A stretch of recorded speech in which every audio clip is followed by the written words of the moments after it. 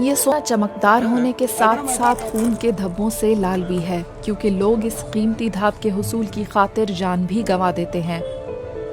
Democratic Republic of Congo दुनिया के उन ममालिक में से एक है जहां खालिस तरीन सोना पाया जाता है। माहिरीन का कहना है कि यहाँ से मिलने वाला तकरीबन सारा सोना गैर कानूनी तरीके से मुल्क से बाहर स्मगल किया जाता है, जिसका मतलब है खतरनाक ग्रोहों के माबैन तसादुम और इंसानी हुकूक की खिलाफ वर्जियाँ। इस काम की शुरुआत इन दम घुटने वाले सुरंगों से होती है जहाँ गर्मी की शिद्दत 40 डिग्री सेल्सियस तक पहुँच जाती है। यहाँ के नौजवान सोने वाली चट्टानों को खुरचते हैं। ये कानकुन इंतकाम के खौफ से गुमनाम रहने को तरजीह देते हैं। When you go to work, you just pray to God because we're feeling like it's a death sentence. अक्सर ऐसा होता है कि जब बारूद की वजह से सुरंगें धंस जाती हैं तो इंसानी जानों का ज़िया होता है। Ulikuwa banduku yangu, ulikuwa benye tulitoshaka batatu banduku yangu na bengine balibakiaka mule mshimu mpaka leo hivi beko mule. Ilinipa huzuni. Itanipa huzuni sana inaangukia mtu. Lakini haitanipa huzuni sana juu ni maisha ni kutafuta.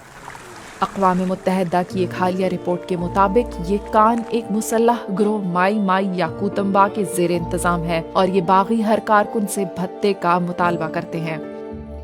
They beat me up with an iron rod because I couldn't pay their tax. They threw me into a mud hole for days with no food. I was imprisoned there with 6 other people. इस कैद के दौरान इस Cancun का 10 kilo तक वजन कम हुआ। दूसरे कानकुन भी हमें कुछ ऐसी ही कहानियां सुनाते हैं। वो कहते हैं कि माई माई कभी गाफिल नहीं होते, यहाँ तक कि वो अभी भी पहाड़ों में छुपे हुए हैं क्योंकि उन्हें इत्तला मिली थी कि हम आ रहे हैं। ग्रोह माई माई याकूतम्बा और मकामी हुक्काम दोनों ने इंटरव्यू की हमारी दरख्वास्त को मुस्तरद कर दिया।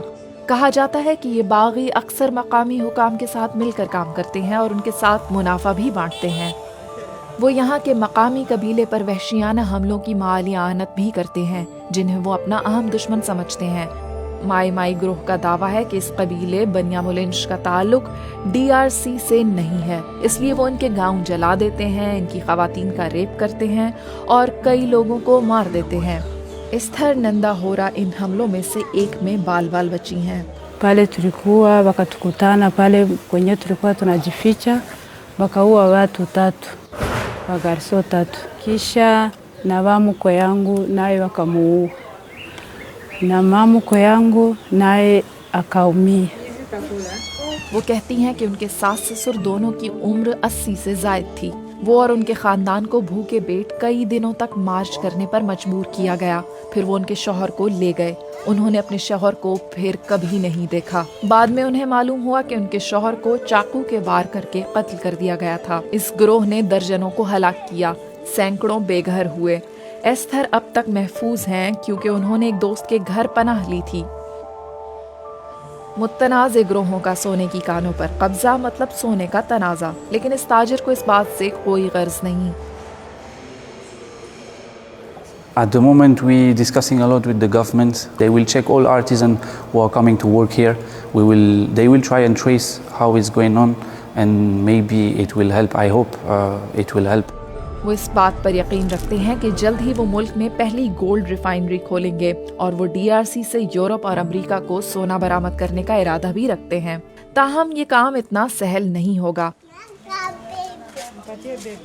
Lakini mimi nasikia wanauzaka ile dhahabu bazungu, kisha wakawapatia franka ya kuuza ile vyombo.